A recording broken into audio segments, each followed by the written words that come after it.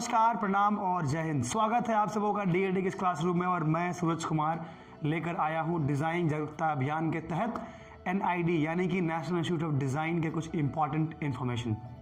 तो इस वीडियो में हम लोग बात करेंगे कि अंडर ग्रेजुएट यानी कि UG design UG BDis bachelor of design के इस टेस्ट में क्या क्या क्वेश्चंस आते हैं और किस क्वेश्चन से कितने मार्क्स होते हैं और उनको कैसे डील करें, किस तरह से डील करें कि आपकी लाइफ इजी हो जाए और किस तरह से आप टाइम लिमिट में अपने टेस्ट को दे दें और बेस्ट स्कोर कर सकें। सबसे पहले मैं आपको बता दूं कि आप एक सबसे इम्पॉर्टेंट काम ये कीजिए कि आप एक घड़ी ज़रूर अपने पास रखिए।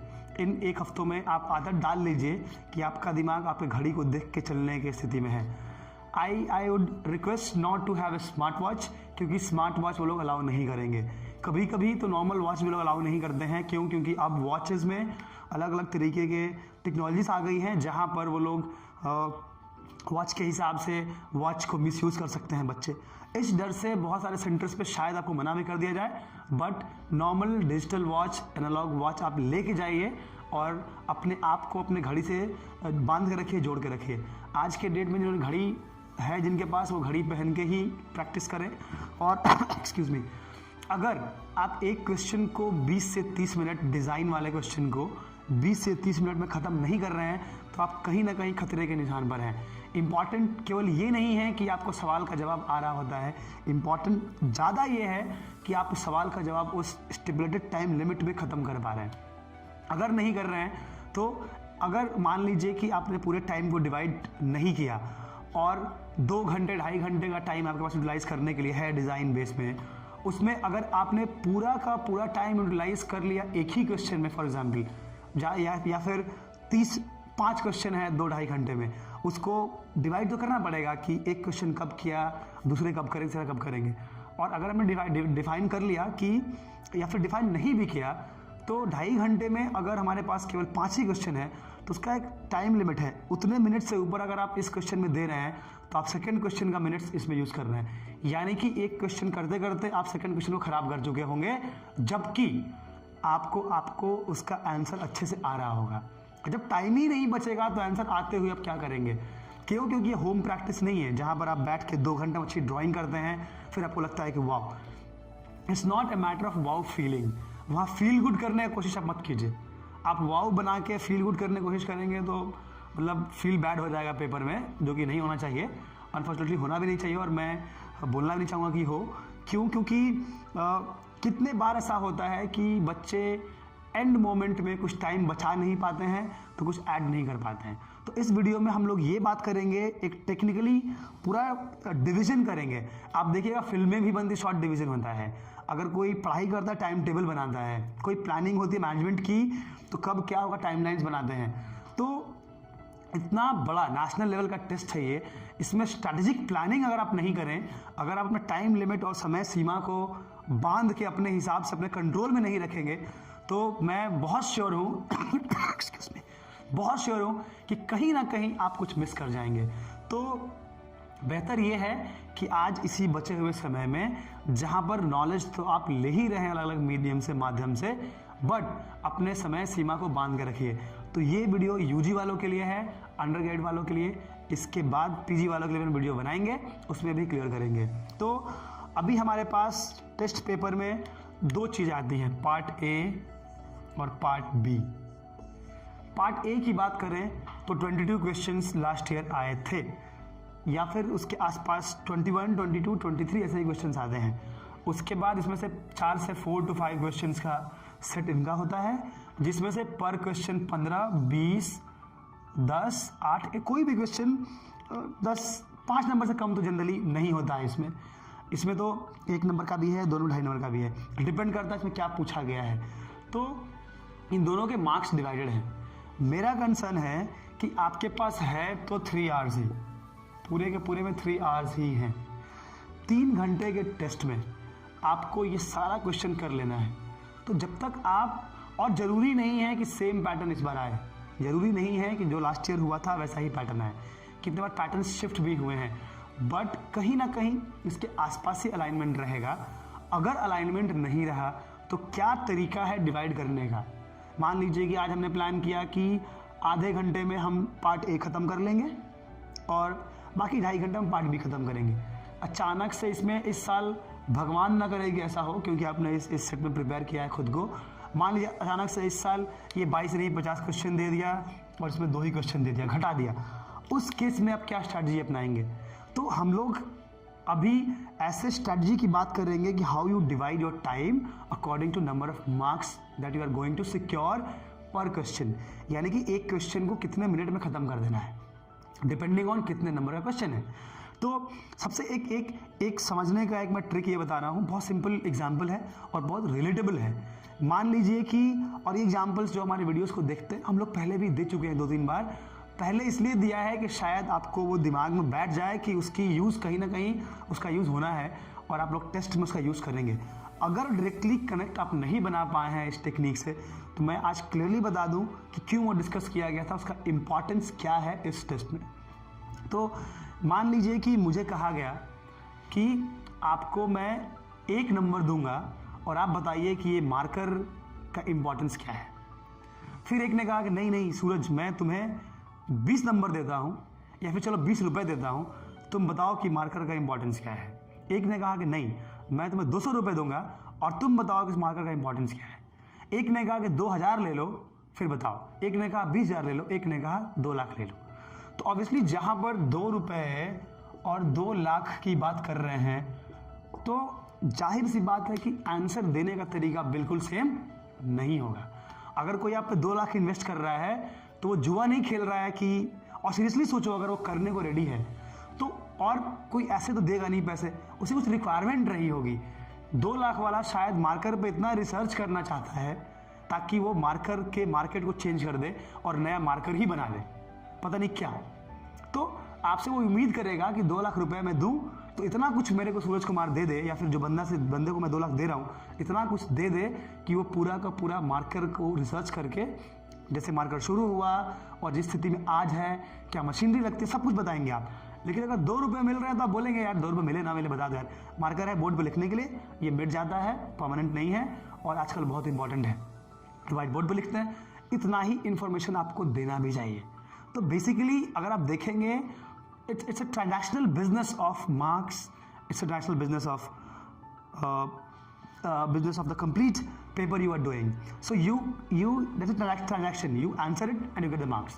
तो बहुत सिंपल प्रोफेशनल ट्रांजैक्शन है देखा जाए तो। ये 3 घंटे का पेपर आपको रखा गया कि 3 घंटे में ही बताना है और आपको इतना ही नंबर दूंगा मैं, तो वो आप चूज करेंगे कि 1 नंबर के लिए कितना आंसर करना है और 1 लाख नंबर के लिए कितना आंसर करना है। तो मुझे लगता है कि आपको एक क्लैरिटी मैंने दे दी कि हम लोग अभी क्या बात करने वाले हैं। लेकिन वो कैलकुलेशन कैसे करते हैं आप देखिएगा तो आपके लिए पेपर बहुत इजी हो जाएगा, लगेगा ये तो बहुत आसान है। और हालांकि ये टेक्निक हमने टेस्ट सीरीज शुरू होने से पहले भी 4 महीना पहले ही अक्टूबर में ही बता दिया था, बट वापस से मैं इसको रिपीट कर रहा हूँ और नए सिरे से, नए फॉर्मेट से, नए तरीके से और बिल्कुल रिफ्रेश तरीके से कि कैसे इसको और डील हम लोग करें और किस तरह से इसको और स्ट्रैटेजिकली प्लानिंग करके आप पेपर को दे दें। तो अब सोचिए, अब हमारे पास जो क्वेश्चंस आते हैं, आप मान लीजिए कि आप डैड के टेस्ट सीरीज में भरोसा नहीं करते हैं फॉर एग्जाम्पल, या आपको लगता है कि चलो अप टू द मार्क नहीं है, हालांकि गलत है ये बात, ये बिल्कुल अप टू द मार्क है और हमारे टेस्ट सीरीज ने पूरा का पूरा कोचिंग सिस्टम को हिला कर रख दिया है। और ये दावा मैं इसलिए कर रहा हूँ क्योंकि हमारे पास ऐसे रिएक्शंस आए हैं, ऐसे कॉल्स आए हैं, ऐसे ईमेल्स आए हैं, बट ठीक है उसका जिक्र हम लोग नहीं करें, बट क्योंकि उसमें दम है, बच्चे जुड़े हैं, बच्चों को फायदा मिल रहा है। कुछ बच्चे इतने जुड़े हैं कि अपना काम करके टाइम पर पीडीएफ भेजते हैं, हम लोगों को आंसर भी कर रहे हैं, सॉल्यूशंस भी दे रहे हैं। लेकिन अगर कोई बच्चा टेस्ट पेपर डाउनलोड करके और हमारे सॉल्यूशन का इंतजार कर रहा है तो बेशक हम उसके किसी काम के नहीं हैं, चाहे आप हम भरोसा करें या ना करें। क्वेश्चन दे दिया, आंसर ढूंढने का तरीका आपका है और आपको ही ढूंढना पड़ेगा। अपार्ट फ्रॉम दिस, इस पर मैं वीडियो बनाऊंगा और डिस्कस करूंगा कि हम लोग कैसे हेल्प कर रहे हैं और किनको फ़ायदा हो रहा है। एनीवेज, आइए इस पॉइंट पे बात करते हैं। तो हमारे पास हैं 20 मार्क्स, सॉरी हमारे पास मान लीजिए कि हमारे को 3 आवर्स हैं, 100 मार्क्स है। ठीक है, तो अगर 3 आवर्स यानी कि 180 मिनट्स और 100 मार्क्स, अगर आप देखें तो 180 मिनट में 100 मार्क्स, इसका मतलब कि 1 मार्क्स पे अगर 1 मार्क का क्वेश्चन है तो आप 1.8 मिनट्स यूज कर सकते हैं। इमेजिन कीजिए कितना सिंपल कैलकुलेशन है। यानी कि अगर कोई क्वेश्चन 10 नंबर का है, 10 मार्क्स का है, चलिए इसको हम लोग एक प्रॉपर उसमें बना लेते हैं, एक टेबल क्रिएट करते हैं हम लोग। This is for marks, this is for minutes, और मिनट्स में शेयरिंग करेंगे ताकि कैलकुलेशन प्रॉब्लम नहीं हो। 100 मार्क्स है, 180 मिनट्स है, ठीक है, ये टोटल हो गया। इसका मतलब ये है कि 1 मार्क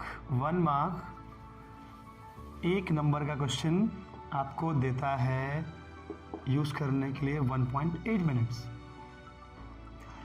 अब इससे बहुत सिंपली हम कैलकुलेट कर सकते हैं, बहुत आसान से, एक लेमैन जिसको एग्जाम को बड़ा देख के नहीं समझना है उसको भी, या फिर जो एग्जाम को टेक्निकली बड़ा समझता है उसके भी, और जो लोग कूली एग्जाम दे रहे हैं उनके लिए भी एक ही तरीका है कि आपके पास 10 मार्क्स के क्वेश्चन के लिए केवल 18 मिनट है।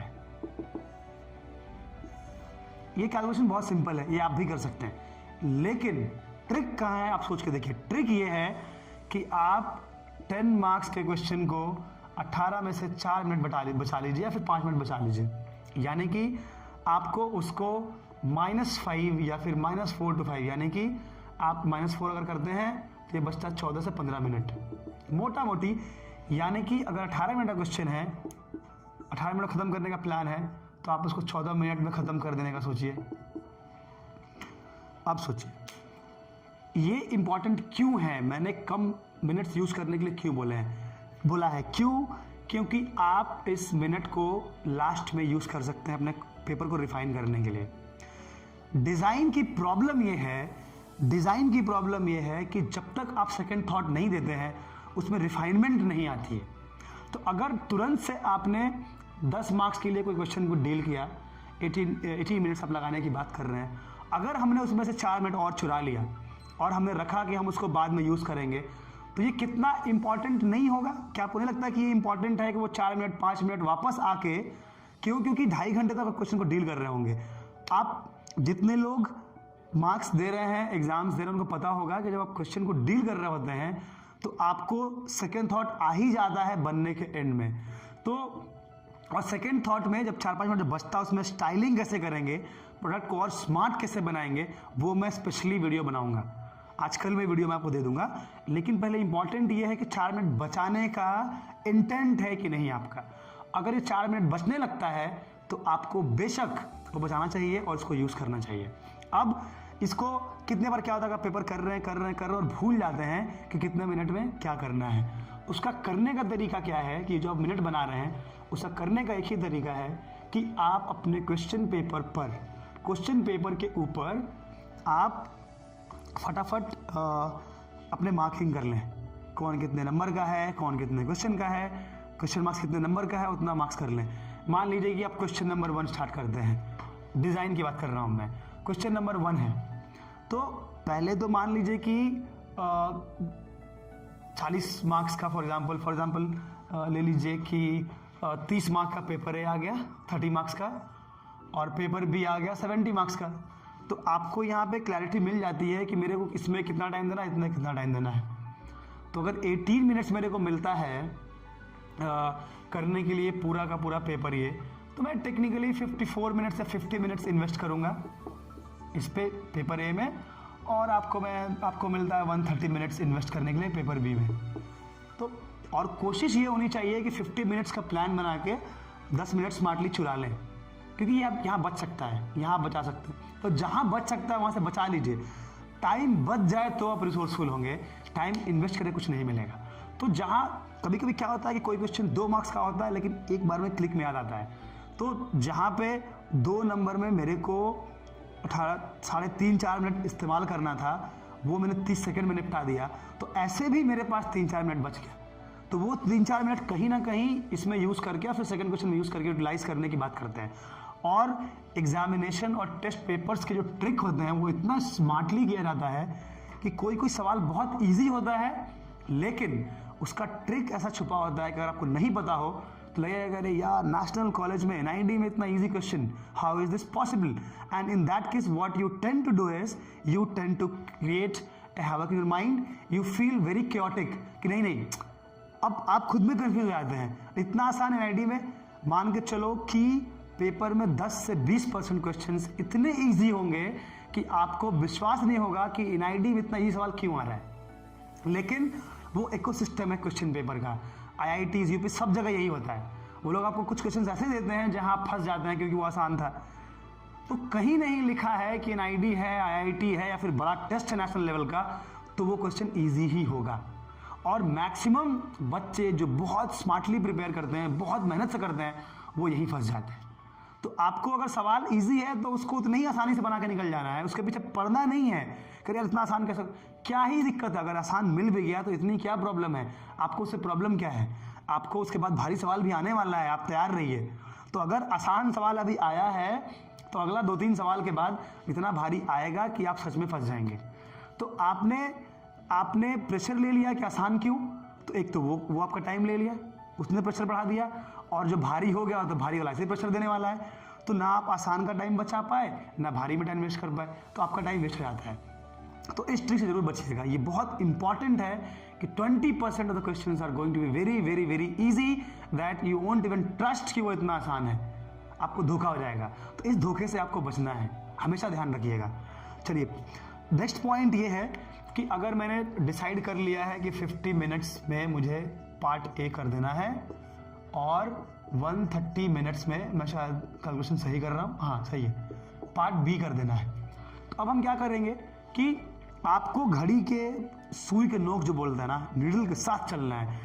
बनाया टाइम देखा, OMR है तो भरते गए, 10-20 बना के भरते गए और काम करते गए। OMR को लास्ट मिनट तक रखना ही नहीं है, ये भी विशेष ध्यान रखिएगा आप। OMR शीट जो हमें फिल करना है उस पर नाम पता पहले ही लिख लेंगे शुरू होने से पहले। उसके बाद जैसे ही पार्ट A का आधा खत्म हुआ उसको भर लेंगे, फिर पार्ट A का आधा खत्म हुआ उसको भर लेंगे। यानी कि एंड में भरने के लिए छोड़ना नहीं है, पार्ट A फिनिश करो। दूसरी बात, जब हम पार्ट A में आते हैं तो सबसे पहले कुछ क्वेश्चंस होते हैं जो बिल्कुल ऐसे बनते हैं, सुना और बना लिया, पढ़ा और बना लिया। तो जितना पहले तो पेपर A खोलो तो पूरे पेपर को एक बार पढ़ो, इंस्ट्रक्शंस पढ़ो और पेपर पढ़ो। हमें लगता है कि तुरंत से पढ़ना चालू करेंगे तो हम अपना 5 मिनट बचा लेंगे, ऐसा बिल्कुल नहीं है। अगर फ्री माइंड सारे क्वेश्चंस को, होता क्या है कि पेपर चालू कर दें आप तो माइंड बिल्कुल फ्रेश रहता है और परफॉर्म करने के लिए रेडी रहता है, आप जोश में होते हैं पेपर देना है। लेकिन इमेजिन कीजिए कि 22 क्वेश्चन आपको डील करना है, फर्स्ट आसान, सेकेंड, थर्ड, फोर्थ आसान, 5वां क्वेश्चन भारी आ गया जो आपको बिल्कुल आइडिया नहीं है, तो 5वां क्वेश्चन आपको इतना हताश कर देगा, इतना हरास कर देगा, मेंटली डिस्टर्ब कर देगा कि आप 5वां क्वेश्चन के बाद 6, 7, 8, 9, 10 सारे के सारे क्वेश्चंस में आप डिप्रेस हो जाएंगे, परेशान हो जाएंगे। तो वेट नहीं करना है कि 5वां सवाल तक पहुंचेंगे तभी 5वां बनाएंगे। एकदम से क्या होता, जब आप टेस्ट शुरू करते हैं तो आप बिल्कुल जोश में होते हैं, फ्रेश माइंड से होते हैं, तो उसी फ्रेश माइंड से सारे क्वेश्चंस को हम पढ़ लेंगे। उससे क्या होगा कि ये बिल्कुल कीजिएगा, मैं ये जो ट्रिक है मैंने निफ्ट भी निकाला और टचवुड पहले बार में निकाला, NID का PG भी निकाला और पहले बार में ही निकाला, और ये ट्रिक्स बहुत काम आते हैं। मैं ये नहीं बोल रहा हूँ कि ये यूनिवर्सल ट्रूथ है, but this is something which is proven. और जितने लोग टेस्ट को टेक्निकली स्ट्रैटेजिकली प्लान करते हैं, मुझे नहीं लगता कि इसको बिल्कुल नकारेंगे। हो सकता है कि इससे थोड़ा स्मार्ट आइडिया उनके पास हो, जो कि मेरे पास शायद नहीं है, बट मिनिमम, ये बेयर मिनिमम क्राइटेरिया है स्ट्रैटेजी बनाने के लिए। इससे कम तो आप सोचना ही मत। इसके अलावा स्मार्ट लोग हैं, सारे होंगे टीचर्स जो आपको और अच्छे तरीके से समझा पाएंगे, बेशक उनका भी सुनिए, उनके भी इनसाइट्स लीजिए, लेकिन ये मिनिमम तरीका है टाइम बांटने का, क्योंकि ये कोई टेक्नोलॉजी नहीं है, ये कोई रूल नहीं है, कोई लॉजिक ही है जहां से आपको समझ में आ रहा है कि इतना नंबर इतना मार्क्स, इतना नंबर इतना मार्क्स। मैंने समझा दिया कैसे होता है वो। तो पहला काम ये करना है कि पेपर ए आया तो पेपर ए करने का अगर मूड बनाया है आपने, पेपर ए तो पहले ही कीजिएगा, ये तो ध्यान रखिए आप। फटाफट पलट के खाली देखना नहीं है क्या आता है क्या नहीं आता है, पलट के एक बार देखने से प्रॉब्लम ये होती है कि इमेज देखते ही अगर लगे कि कहीं देखा है ना, आप वहाँ रुक जाते हैं और यही आपको गड़बड़ कर देता है। और जैसे ही आप इमोशनल होते करें ये तो देखा हुआ लग रहा है, ये शायद रिपीट हो गया, ये तो कहीं पढ़ा था मैंने, ये टिक कर दो। ऐसा नहीं है। अगर कोई क्वेश्चन रिपीट हुआ है तो 99.9% चांसेस में उसके ऑप्शन सफल होते हैं या उसके क्वेश्चन में कुछ ट्विस्ट होता है। तो आप ये नहीं सोचना है कि लास्ट ईयर आ गया फिर दे दिया तो एनआईडी वाले बेवकूफ़ ऐसे दे दिया, ऐसा बिल्कुल नहीं है। कोई बेवकूफ़ नहीं है, कोई इतना स्मार्ट तो होता है और एक्चुअली वो ट्रिक होता है आपको फंसाने के लिए। तो अगर कोई देखा जाना क्वेश्चन लगे तो कुछ नहीं करना है, आप उसको एक राउंड मार्क, पेंसिल से राउंड मार्क कर दीजिए क्वेश्चन पेपर पे, ताकि लगे कि आपको पहले ये करना है। उसके अलावा पढ़ते पढ़ते कोई जीके ऐसा आ गया जिसका आंसर तुरंत टिक कर सकते हैं तो वो आप कर सकते हैं, फटाफट जीके टिक कर लीजिए। अब 22 क्वेश्चन करना है, आपने डिवाइड किया है कि हर क्वेश्चन में 3 मिनट आपको देना है, चाहे 54 है तो 2 मिनट मोटा मोटी 2-2.25 मिनट का आपको वो बैंडविड्थ मिल रहा है। तो जैसे ही एक जीके का क्वेश्चन 1 सेकंड में, मतलब 10 सेकंड नहीं लगता है यार जीके क्वेश्चन टिक करने में, तो मुझे लगता है कि 4-5 क्वेश्चन ऐसे होंगे जो देखा और टिक किया, लेकिन वो एग्जैक्टली समझने के बाद ही टिक करना है। क्वेश्चन अगर लगे कि ये तुरंत टिक करने के लायक है तो तुरंत जोश में नहीं आना है, उस पर 5-10 सेकंड और लगा लीजिए, उसको दोबारा से पढ़ लीजिए। उसमें क्या कुछ हिडन ट्रिक तो नहीं है, उसमें कुछ ऐसा तो नहीं है जो आपको परेशान, जो आपको बाद में घर जाएं और डिस्कस करें बाहर निकल के दोस्तों से, तो लगेगा अरे यार ये तो पूछ कुछ और, तो मैंने टिक कुछ और कर दिया। तो वो हड़बड़ी नहीं होनी चाहिए। हर सवाल का अपना टाइम लिमिट उसको मिला हुआ है, वो जो डिजर्व करता है। अगर 1 नंबर का क्वेश्चन में अगर 1.5 मिनट का मोटा मोटा टाइम आपको मिला है तो आप वो 1.5 मिनट कोशिश कीजिए कि इन्वेस्ट करें। चलिए 1.5 नहीं तो 1.2 मिनट इन्वेस्ट कर लें, लेकिन 30 सेकंड में ख़त्म करके भागने का मत सोचिए।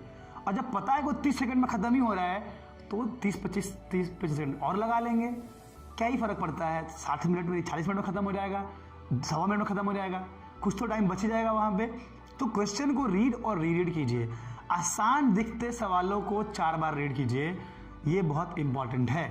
नहीं कर रहे हैं तो आप गलत कर रहे हैं। लोग इसलिए फेल नहीं होते या फिर लोग इसलिए मार नहीं खा जाते हैं एनआईडी में कि उनको चीज़ें आती नहीं हैं। लोग जल्दीबाजी में गलतियां कर जाते हैं जो उनको नहीं करनी चाहिए। ये एक इंपॉर्टेंट ट्रिक आप ध्यान रखिएगा। तो जैसे ही आप गए वहाँ पे आपने जीके फटाफट खत्म कर लिया। सेक्शन अगर आप देखेंगे, सेक्शन में क्या होता है कि एक सेक्शन होगा जो जीके का होगा, एक होगा लॉजिकल होगा, एक कम्युनिकेशन होगा, ठीक है, और एक होगा अवेयरनेस का, जनरल अवेयरनेस। तो GK is different, general awareness is different. GK मतलब जनरल नॉलेज, और जनरल अवेयरनेस की बात अलग होती है।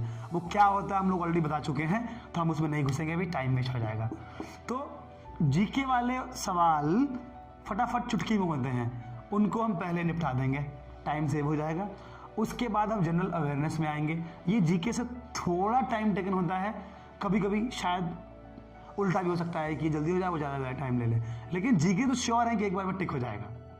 और जनरल अवेयरनेस के क्वेश्चंस में इमेजरीज होती हैं, जैसे पेंटिंग वाले क्वेश्चन हो गए, टेक्सटाइल्स वाले क्वेश्चन हो गए, कुछ इमेज दे दिया, तो उस इमेजरी वाले क्वेश्चन में अंडरस्टैंड करने के लिए और इमेज से क्या इन्फर करना है, क्या डिसाइफर करना है, what all you have to take out from the image, that is really important. So whenever you see a pictogram, a pictorial representation, iconic, visual, that is going to, and there are tricks and there are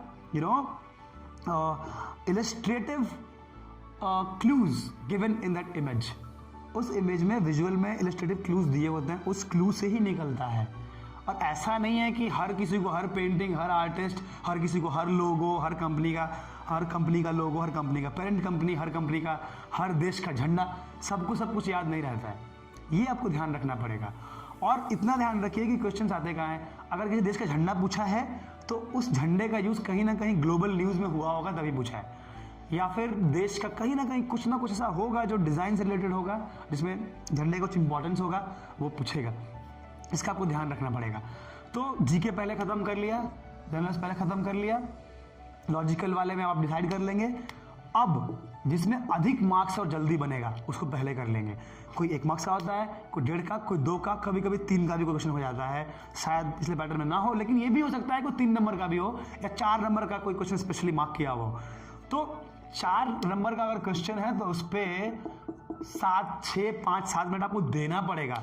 वो time आप देंगे, उसको जम मत करना। अगर किसी सवाल में 4 नंबर दिया जा रहा है तो उस सवाल का हक है कि उसको उतना टाइम दिया जाए, 5 मिनट तो दिया जाए। अगर किसी सवाल में 1 नंबर ही मिल रहा है तो उसको 1 मिनट ही मिलना चाहिए। ये बहुत इंपॉर्टेंट इंफॉर्मेशन है, ये इंपॉर्टेंट क्लू है एग्जाम को समझने के लिए और करने के लिए। आप विशेष ध्यान देंगे इस पर। तो हम बस ये करेंगे, पेपर चालू होते ही पेपर के ऊपर 50 मिनट लिख देंगे और पेपर को पलटेंगे और ये देखना है कि किस पेज पे कितने मार्क्स का आ रहा है। मान लीजिए कि फर्स्ट पेज पे 2 नंबर 3 नंबर जोड़ के 15 मार्क का क्वेश्चन है, पेज 3 पे 12 मार्क्स का है, पेज 4 पे केवल 10 मार्क्स का है। तो पेपर के ऊपर ही पेंसिल से काफ़ी बड़े अक्षरों में आप लिख देंगे कि मेरे को ना यहाँ 15 × 18 मोटा मोटी मेरे को 20-25 मिनट यूज़ करना है, इसमें मैं यूज़ करूँगा 15 मिनट, इसमें मैं यूज़ करूँगी 12-13 मिनट। तो ये प्रॉपरली एक पेपर जब आप खोलते हैं कुछ लिखा रहेगा यहाँ पे, तो यहीं पे 12 मिनट लिख लेंगे आप। एग्जैक्टली पेपर पे लिख लेंगे कि मुझे 12 मिनट यूज़ करना है। वो लिखने से क्या होता है कि आपके दिमाग पे वो बैठा रहता है, दिख रहा होता है कि 12 मिनट हुआ कि नहीं हुआ। और लिखेंगे तो घड़ी के ध्यान में रखते हुए लिखेंगे। 2 रीजन है। अगर क्वेश्चन पे सेंटर पे बोलते हैं घड़ी खोल के हटाने के लिए, तो आपको पूरा हक है लड़ जाने का कि अगर क्लासरूम में घड़ी नहीं लगी है तो मैं अपना घड़ी पहनूंगा ही पहनूंगा। ये हक आपका है, क्योंकि exam is all about time and strategy. कोई भी इन्विजिलेटर या कोई भी टेस्ट सेंटर ये हक नहीं रखता है कि आपसे घड़ी छीने। ये आपका हक है, क्योंकि एग्जाम टाइमिंग से होता है। हम आपके घंटी को फॉलो करना नहीं चाहते हैं, मेरी मर्जी। I have plan to use my watch accordingly. या तो आप घड़ी सामने बड़ा लगवा दीजिए तो कि मैं देखता रहूं टाइम, देखती रहूं टाइम पे, या तो आप घड़ी पहनने देंगे। अगर वो ये बोलते हैं कि घड़ी भी सामने नहीं लगा रहे हैं और घड़ी भी खुलवा रहे हैं तो आप नहीं खोलेंगे। सो आप घड़ी के साथ ही रहेंगे और घड़ी के सुई के साथ ही रहेंगे। ये बहुत इंपॉर्टेंट है। तो प्लीज़ मेक श्योर कि आपके आसपास घड़ी हो, या टेबल पर रख लें या तो ऊपर रख लें या कहीं रख लें, वो रखें। और एक चीज़ नैतिकता ये कहती है कि आपके घड़ी में ऐसा कोई अलार्म या कोई डिस्टर्बेंस नहीं हो जो बाकी बच्चों को डिस्टर्ब करे। तो प्लीज़ इसका ध्यान रखेंगे आप। आपका जो अलार्म है, आपके जो बीप या कोई साउंड घड़ी में होता होगा या फिर कुछ भी ऐसा टिक टिक होता होगा, कोशिश करेंगे कि बाकी को डिस्टर्ब ना करे, वो आपके लिए पर्सनल हो। तो अब अगर हमने ये डिसाइड कर लिया है कि कैसे क्वेश्चन को डिवाइड करना है, कैसे मार्क्स को डिवाइड करना है, तो आपको बिल्कुल पता है कि किस लेवल पे जाके, किस स्थिति में जाके रुकना है और किस स्थिति में काम करते रह जाना है। तो अगर हमने करते काम कर लिया और टाइम बचा लिया तो लास्ट में टाइम आता है। तो अगर पूरा पेपर हमने 2 घंटे 30 मिनट में ख़त्म कर दिया, यानी कि आपके पास 30 मिनट्स हैं ख़त्म करने के लिए। इस 30 मिनट में आप पूरे पेपर को रिफाइन कर सकते हैं। और ये 30 मिनट टेक्निकली आप इसमें से 25 मिनट मैक्सिमम टाइम आप डिज़ाइन वाले पेपर पे इन्वेस्ट करें ताकि और चीज़ें बेहतर हो जाएं। वो मैं आपको बताता हूँ डिज़ाइन पेपर में कैसे काम करता है और कैसे नहीं। पेपर जब आप लेते हैं तो मैक्सिमम 5 क्वेश्चंस आपको डिज़ाइन वाले में 4 या 5 क्वेश्चंस आएंगे। और क्लियरली या तो 10 नंबर का होगा, 15 का होगा, 12 का होगा, 8 का होगा या फिर 5 का 2 होगा, तो ये भी 10 बन जाता है। तो ऐसे क्वेश्चंस आते हैं। अब जब मुझे पता है कि 1 मिनट में 1.8, तो हम कैलकुलेट कर लेंगे कि इतने मिनट में कितना मार्क्स। तो मुझे क्लियर है कि 18 मिनट हो रहा है तो मैंने 12 या 15 यूज़ करना है। चलिए 13 मिनट लिख लेते हैं। इस केस में हमको 20 यूज़ करना है, इस केस में मेरे को 18 मिनट यूज़ करना है, इस केस में मेरे को केवल 4 मिनट लगाना है और इस केस में मैं फिर से 13 मिनट यूज़ करूँगा। तो इसमें जो टाइम बचेगा, जो भी रेजिडुअल टाइम होगा, बचा हुआ टाइम होगा, वो आपके काम में आएगा। यूटिलाइज कैसे करना है मैं आपको बताता हूँ। ये टाइम वाला तो बहुत लॉजिकल चीज़ है और बहुत सिंपल कैलकुलेशन है, लेकिन अब जो मैं बताने जा रहा हूँ वो बहुत ही अलग लेवल का ट्रिक और अंडरस्टैंडिंग है। अगर इसकी प्रैक्टिस आप पहले से करें तो ही एग्ज़ाम में प्रैक्टिस कीजिए, और अगर आप टाइम टू टाइम घड़ी चेक कर रहे हैं और टाइम टू टाइम अपने आप को मजबूती के तरीके से, टाइम के हिसाब से अपने माइंड को एडजस्ट कर रहे हैं, तभी इसको प्रैक्टिस कीजिएगा। तरीका इसका ये है कि मेरे पास 5 पेपर क्वेश्चंस आ गए डिज़ाइन वाले। इसमें मिला 10 नंबर, इसमें मिला 20 मिला, इसमें मिला 15 नंबर, इसमें मिला 10 नंबर। फॉर एग्जाम्पल कितने मार्क्स होंगे सामने दिख जाएगा, इसमें हम डिस्कशन नहीं कर रहे हैं। तो हमने लिख दिया कि इसमें लगाना है मेरे को 8 मिनट, इसमें लगाना है 12 मिनट, इसमें लगाना है मेरे को 15 मिनट, इसमें लगाना है 8 मिनट। चलिए मोटा मोटी हम इतना ध्यान रख लेते हैं। तो इससे क्या होगा कि इसमें जो एक्स्ट्रा मार्क्स है हमारे बच, एक्स्ट्रा टाइम है, वो एक्स्ट्रा टाइम बच गया। एक्स्ट्रा टाइम हमारे हाथ में पहले दिन से है, तो मुझे पता है। तो क्वेश्चन नंबर 1 पे जाएंगे, थोड़ा इसका रेफरेंस ड्रॉ करेंगे, और मैं दावे के साथ कह सकता हूँ कि जब आप एक क्वेश्चन कर लेते हैं तो उसी बीच में, और सारे क्वेश्चन तो आप पहले पढ़ चुके होंगे कि इसमें क्या है, तो आप डिसाइड करेंगे या तो जो क्वेश्चन इजीली बन जाए, जल्दी टाइम में बन जाए, वो उससे शुरू कीजिए, या तो सबसे अधिक मार्क्स वाले को पहले शुरू कीजिए। इसका एक फ़ायदा होता है, अलग फ़ायदा होता है। तो हम क्या कर रहे हैं, हमने शुरू कर लिया, हमने ड्राइंग पेंसिल से फटाफट कर ली, कंपोज कर लिया उसको कि इसमें ये बनाऊंगा, इसमें ये बनाऊंगा, इसमें ये बनाऊंगा, इसमें ये बनाऊंगा। चारों क्वेश्चंस को फटाफट एक रफ स्केच कर लिया। रफ स्केच का मतलब मैं ये बोल रहा हूँ, मैं ये नहीं बोल रहा हूँ कि पहला आइडिया आया सेकेंड आइडिया मत लो, गौर से सुनना इस बात को। मैं ये नहीं बोल रहा हूँ कि जो पहली आइडिया आ जाए वही बेस्ट है। मेरा कंसर्न है कि जो पहला आइडिया है उसको कहीं ना कहीं स्केच करके रख लो, ताकि नेक्स्ट बार उसको मॉडिफाई करें, टाइम वेस्ट नहीं करें। हमारे पास टाइम नहीं होगा कि बैठ के 1 घंटे में आइडिया मस्त निकाल रहे हैं, फिर 2 घंटे में रंग रहे हैं, कहानी खत्म हो जाएगी आपकी। अभी तक आपने प्रैक्टिस किया है, देखा है, समझा है, जाना है, उसका तो बेस्ट तरीका यह है कि आया और स्केच किया। स्केच का मतलब यह है कि 4 क्वेश्चंस में फटाफट पेंसिल ड्राइंग करके एक आइडिया कंपोज कर लेंगे। क्या होगा कि 15 से 20 मिनट के अंदर या फिर 25-30 मिनट के अंदर सारे क्वेश्चंस कंप्लीट होंगे, सारे क्वेश्चन पूरे हो जाएंगे आपके। इसका मतलब यह है कि बुरे हालात में आपने कम से कम पेपर को अटेम्प्ट किया ज़रूर है। तो इससे ये होता है कि ठीक है, यहाँ एक्स्ट्रा टाइम गलती से लग भी जाए, मिस कर भी जाए मजबूरी में, तो ये पेपर खाली नहीं जाएगा। जनरली आप क्या करते हैं, देखिए पेपर का ना इम्प्रेशन होता है। मैं अगर एग्जामिनर हूँ या आप ही एग्जामिनर रहेंगे तो पेपर देखने से पहले आप पलट जरूर लेते हैं एक बारी, वो एक ह्यूमन नेचर है, आप देख लेते हैं। और पेपर में जैसे ही कुछ खाली आता है तो लगता है कि अरे यार ये तो इनकम्प्लीट है। तो जब इनकम्प्लीट वाली फीलिंग ना दिल दिमाग में बैठ जाए ना, तो वो निकलती नहीं है फीलिंग। जब तक पेपर में वो नंबर लेके छोड़ ना दो, जब तक दूसरा पेपर हाथ में नहीं आ जाए, वो फीलिंग जाएगी ही नहीं जाएगी एग्जामिनर के दिल से। तो वो जब नंबर देने बैठा है उसके दिल में फीलिंग आ गई कि आपने इनकम्प्लीट बनाया है, उसको लगेगा अरे यार इससे बेहतर कोई बच्चा होगा, उसी का देखेंगे। जनरली एग्जामिनर को करना नहीं चाहिए, लेकिन एक ह्यूमन नेचर है, वो बैकएंड में कहीं ना कहीं आ जाता है। तो और मेरे पास 2 ही मिनट 4 मिनट लगना है उस फीलिंग को रोकने के लिए, तो हम वो गलती क्यों करें, हम उसको मौका क्यों देखना नंबर काटा जाए। हालांकि टेस्ट इसलिए नहीं होता है कि आपको भगाया जाए, टेस्ट इसलिए होता है कि आपका बेस्ट निकाल के और आपको चूज किया जाए। लोगों को लगता है कि एनआईडी या फिर कॉलेज रीजन ढूंढते हैं भीड़ कम करने के लिए, नहीं। टेस्ट उस भीड़ में से एक अच्छा कंटेंडर निकाल के, एक अच्छा कैंडिडेट निकाल के पढ़ाने के लिए होता है। तो अच्छे कैंडिडेट में लक्षण होना चाहिए कि कम से कम कुछ अधूरा नहीं छोड़े। आप अधूरा छोड़ दे रहे हैं, आपने बेसिक ड्राइंग भी नहीं की। तो कहने का मतलब ये है कि जो भी स्केच है 20-25 मिनट में आप एक रफ स्केच कर लें, क्योंकि देखते ही कुछ ना कुछ तो आइडिया दिमाग में आ ही जाता है। तो मिनिमम वो तो बना के रख लो, फटाफट बना के रख लो। क्यों? क्योंकि खाली नहीं छोड़ना है।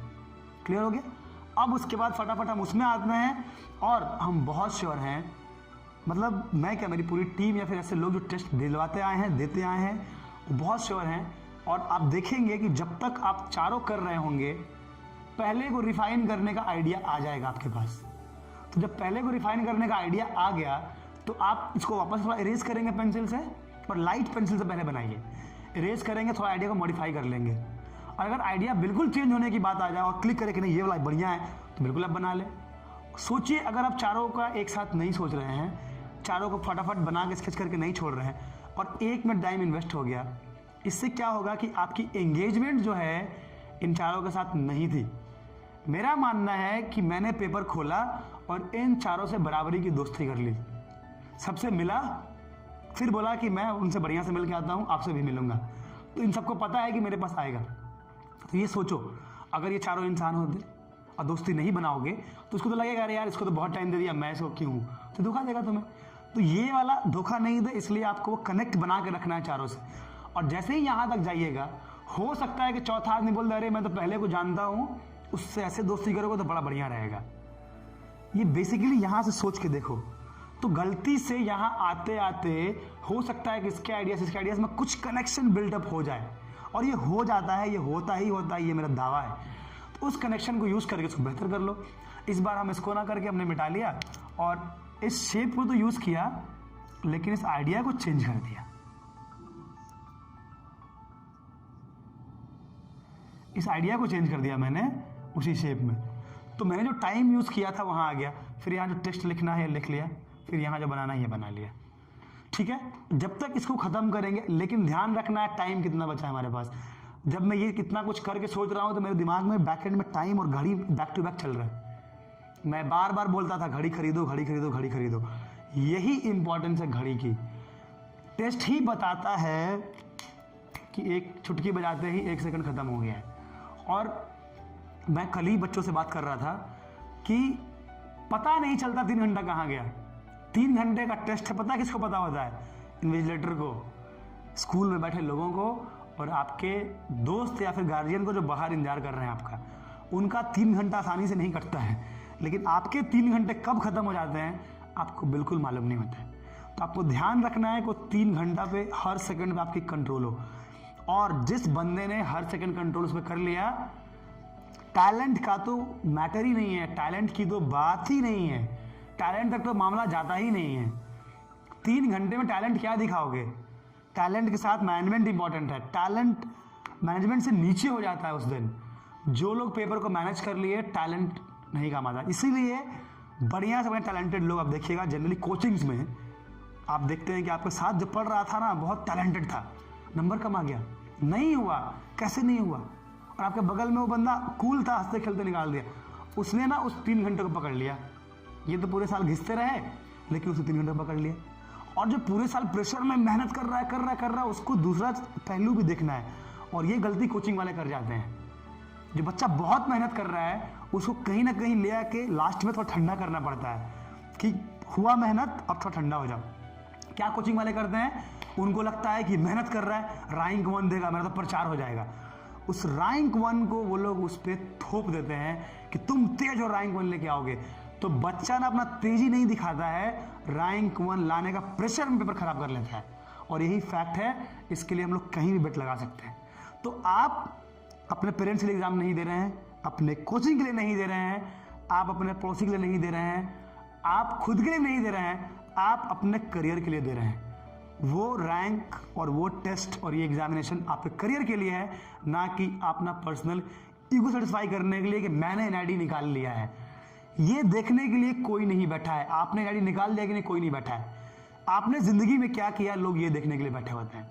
तो आप इस प्रेशर में ना रहें कि मैंने एनआईडी निकाला, मुझे निकाल के दिखाना है। कोई देखने नहीं बैठा है भाई, कोई नहीं देखने बैठा है कि तुम एनआईडी निकाले कि नहीं निकाले। लोग देखेंगे कि एनआईडी पढ़ के तुम पास हुए तो आदमी कैसे बने, इस पे दुनिया देखती है। शॉर्ट टर्म गोल्स के पीछे इतना पागल मत हो जाओ कि लॉन्ग टर्म भूल जाओ। टेस्ट निकालना is one of the goal to reach your long-term goal, that you want to become a designer and you want to serve society, or maybe you want to earn daily bread, or maybe you want to take care of a family. तो point ये थोड़ी है कि rank नहीं, rank ही पीछे भाग जाना है। तो जो प्रेशर है, परफॉर्म करने का जो प्रेशर है, उसके ऊपर नहीं जाना है, वही गड़बड़ कर देता है। तो जाके तोड़ के आना है, फोड़ के आना है। कूल नहीं सोचो, अरे जाओगे बढ़िया लिखोगे तो पेपर फूट ही टूट जाएगा, ऐसे ही तुम जीत जाओगे। जबरदस्ती फोड़ के आना है, क्यों जाना है? कूल रहोगे तो कुछ सोचोगे भी, सोच के जा रहे हैं कि ये करना, उस प्रेशर में नहीं जाना है। अगर आपको चीज़ें आती हैं, अगर आप मैनेज कर पाते हैं, आप कर लेते हैं, तो उसके बाद आपकी सारी चीज़ें कंट्रोल में होती हैं। तो फिर तो ज़रूरत ही नहीं है इतना प्रेशर लेने का, इतना परेशान होने का और इतना लोड लेने का। तो इस पूरे प्लानिंग में आप देखेंगे कि आपने जो 30 मिनट बचाया, इन चारों क्वेश्चंस पे कुछ ना कुछ आपने कर दिया है। सेकेंड फेज में जाएंगे तो बहुत कुछ रिफाइन हो चुका होगा। थर्ड फेज में बचा 30 मिनट। मैं दावा करता हूँ कि 30 मिनट में कुछ आप नहीं भी करेंगे तो आप 70% स्कोर कर लेंगे, लेकिन लास्ट के 30% मार्क्स वो 30 मिनट देगा, जब आप इसमें स्टाइलिंग कर रहे होंगे, चीज़ों को ऐड कर रहे होंगे, थोड़ा एम्बेलिश कर रहे होंगे, थोड़ा बॉर्डर बना रहे होंगे, थोड़ा कुछ क्रिएट कर रहे होंगे, कुछ ऐड ऑन कर रहे होंगे, कुछ इसमें ऐड कर रहे हो, कुछ यानी कि जो खाली है उसको स्मार्टली फिल कर रहे होंगे ताकि उसमें चीज़ें आ जाएं। बेसिकली दुल्हन वाली बात है, नहाया, कपड़े पहनाए, मेकअप किया, फिर अब ज्वेलरी लगा लें। तो जब तक, और ये दुल्हन ही है यार, दुल्हन से ज़्यादा इंपॉर्टेंट है। आप किसी गेस्ट को, ये गेस्ट से ज़्यादा इंपॉर्टेंट है, करियर है आपका। तो ज़रूरी है समझना कि टाइम बचा के इनको सजाना इंपॉर्टेंट है। क्यों? क्योंकि design is about function and aesthetics. Functional चीज़ सुंदर नहीं लगे तो आप नहीं लीजिएगा, बिल्कुल नहीं लीजिएगा, मैं दावा करता हूँ। तो आपको देखना पड़ेगा कि फंक्शनैलिटी भी है और एस्थेटिक्स भी है। तो वो लास्ट के 30 minutes, 30 minutes you are going to invest in aesthetics. You are trying to make sure that these things look far better than how you aspire to do in the test. वो 30 minute बचाना ही बहादुरी है। Test खत्म करना important है और test को सुंदर तरीके से खत्म करना इंपॉर्टेंट है। अब सुंदर की बात इसलिए नहीं कर रहा हूं कि मैं चाहता हूं ड्राइंग बहुत अच्छी हो। दो चीजें हैं, अगर हम टेस्ट की सुंदरता की बात कर रहे हैं तो वहाँ दो चीज़ें एक साथ आती हैं। ये मैं प्रॉपर वीडियो फिर से बना के एक्सप्लेन करूँगा अलग से, बट मैं एक मोटा मोटी आइडिया दे दूँ क्या करना है। एक बच्चे ने एक सर्कल बनाया, एक ऑब्जेक्ट बना दिया, आपने ऑब्जेक्ट यहाँ ऐसे बना दिया, ठीक है। अब पॉइंट ये है कि एक ने पूरे टेक्निक के साथ बनाया कि ड्राइंग की टेक्निक क्या होती है, कैसे होता है, हाँ शेडिंग का, हैचिंग, क्रॉस हैचिंग, कलरिंग खूब सुंदर हो जाए, मेरे को टेक्निक पे कमांड है, क्योंकि वो प्रैक्टिस कर रहा था। मे बी वो पहले से अच्छा था, या फिर वो किसी कोचिंग में गया, या फिर ड्राइंग में अच्छा था वो। तो बेशक वो थोड़ा एज तो रखता है सुंदरता में। इनको काटने का तरीका क्या है, इनसे ऊपर उठने का तरीका ये है कि आप जो बनाएं आपको पता हो कि आप क्या बना रहे हैं, आपके प्रोपोर्शंस गलत नहीं हो। मतलब एक आदमी के साथ एक बच्चा कितना बड़ा दिखेगा, इसके लिए ड्राइंग की क्लास नहीं करनी है। अगर इतना भी जानते हो तो तुम इससे आगे हो जाओगे। इसको कैसे प्रेजेंट करना है ये इंपॉर्टेंट है। अब मैंने बना दिया, लेकिन आदमी का पेट इतना बड़ा होगा नहीं, तो कम से कम हाथ और पैर और सिर आपस में बराबर होना चाहिए। अभी लोग क्या मिस्टेक करते हैं, ये आदमी हो ही नहीं सकता है, फिर लोग क्या करेंगे, सिर छोटा बना देंगे, ये बड़ा कर देंगे, बच्चा ये हो गया। अरे इम्पॉसिबल है, ये कैसे हो सकता है? बॉडी की एक प्रोपोर्शन होती है, आप उसको भी फॉलो कर लें। तो जिनकी ड्राइंग अच्छी हो क्या करते हैं, ये भी बेहतर बनाते हैं और इसमें रंग भी अच्छा भर देते हैं। जिनकी ड्राइंग खराब है या फिर नहीं किया ड्राइंग, कोई फर्क नहीं पड़ता यार, ड्राइंग जाके सीख लोगे वहां। जरूरी है कि तुम्हें समझ है कि नहीं। ये कभी कितने बार क्या होता है कि यहाँ जूता बना दिया, कितने बार क्या होता है कि यहाँ घुटना बनाया तब जूता बनाया। तो एग्जामिनर देखता है कि तुम्हें अक्ल है कि नहीं कि यहाँ घुटना भी होता है लाइफ में। आदमी तो घुटना चाहिए, आदमी का सिर उसके पेट के बराबर कैसे हो सकता है? हम ये गलती ना करें, बस ये गलती नहीं करोगे काम हो जाएगा। और इतना बना के अगर जमा भी कर दिए, टाइम नहीं मिला खत्म करने का, तो जीरो तो नहीं मिलेगा, इसमें तो माइनस भी जाएगा। माइनस नंबर देंगे नहीं, बाकी ओवरऑल में से कब काट लेंगे पता नहीं चलेगा। तो प्लीज आप ध्यान रखिए, time strategy is really important. Now it's time to catch your confidence and not the subject. आज के डेट में ये काम बिल्कुल नहीं करें। These are don'ts for your test and I am going to make a complete video on how this don'ts are going to ruin your life. पहला चीज, आप अपने पड़ोसी का काम नहीं देखें, जरूरत नहीं है। दूसरी चीज, आप कभी भी नए इंफॉर्मेशन को देख के पैनिक नहीं हो कि ये मैंने नहीं पढ़ा। क्यों? क्योंकि इंफॉर्मेशन युग में इंफॉर्मेशन की कमी नहीं है, किसी को नहीं पता है कौन सा इंफॉर्मेशन इंपॉर्टेंट है कौन सा नहीं है। तो आप प्लीज एक हैवॉक क्रिएट नहीं कीजिए, अपने आप को पैनिक मत कीजिए कि ये नहीं पढ़ा। तीसरी बात, अगर मेरे पास 3 घंटे हैं तो आपको डिफाइन कर लेना है कि 2 घंटे मैं ड्राइंग, स्केचिंग, क्रिएटिविटी पढ़ूंगा और 1 घंटे मैथ्स पढ़ूंगा, जीके जो भी पढ़ूंगा।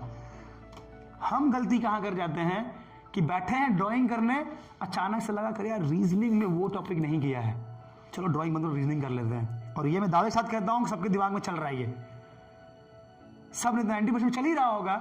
जैसे ही आप ड्राइंग करते हैं मैथ्स याद आता है, मैथ्स करते हैं रीजनिंग याद आता है, रीजनिंग करते जीके याद आता है। जो टाइम जिसके लिए निकाला है उसको तो दे दो। अगर 1 घंटा जीके के लिए सोचा, जीके पढ़ लो, उसके बाद मैथ्स पे जाएंगे। हम तुरंत कॉपी बंद करते हैं और जंप कर जाते हैं। तो ना भैया आप ये कर पाए ना ये कर पाए, तो वो तो बिल्कुल नहीं होगा जो कि टेस्ट है। तो प्लीज आप ध्यान रखें, this don't should not be there, you should not waste your time, do not work on procrastination and this is human mind. ये आपकी गलती नहीं है, ह्यूमन माइंड जंप ही ऐसे करता है, एक्सक्यूज ढूंढता है काम नहीं करने का। लास्ट के 5 दिन में एक्सक्यूज ढूंढोगे तो पढ़ोगे कब? तो बेहतर यही है कि कंफ्यूज रहो कि क्या पढ़ना, उससे बेहतर है कि जो सामने है उसको पढ़ लो पहले, तब कंफ्यूज रहो। ठीक है, चलो इस वीडियो को शेयर करो, दोस्तों को बताओ, लाइक सब्सक्राइब तो मैं वैसे भी नहीं मांगता हूं, लेकिन दोगे तो मैं बहुत खुश रहूंगा और कुछ तो मुझे मिलेगा। तो प्लीज आप इस वीडियो को दोस्तों को जरूर शेयर कीजिए, खासकर उन दोस्तों को जो लोग कोचिंग में पढ़ते हैं। क्यों? क्योंकि उनको इस तरह से नहीं बताया जाता है, क्योंकि उनको प्रेशर में रखा जाता है, डराया जाता है कि तुम मेरे पास हो तभी तुम तेज हो। मैं बोल रहा हूं तुम जिस दिन फ्री हो उसी दिन तुम तेज हो। अपने दोस्तों को फ्री करो, सबको फ्री करो और फ्री माइंड से टेस्ट देने जाओ, तब देखो एनआईडी कैसे नहीं निकलता है। मेरा दावा है कि निकलेगा ही निकलेगा। जय हिंद।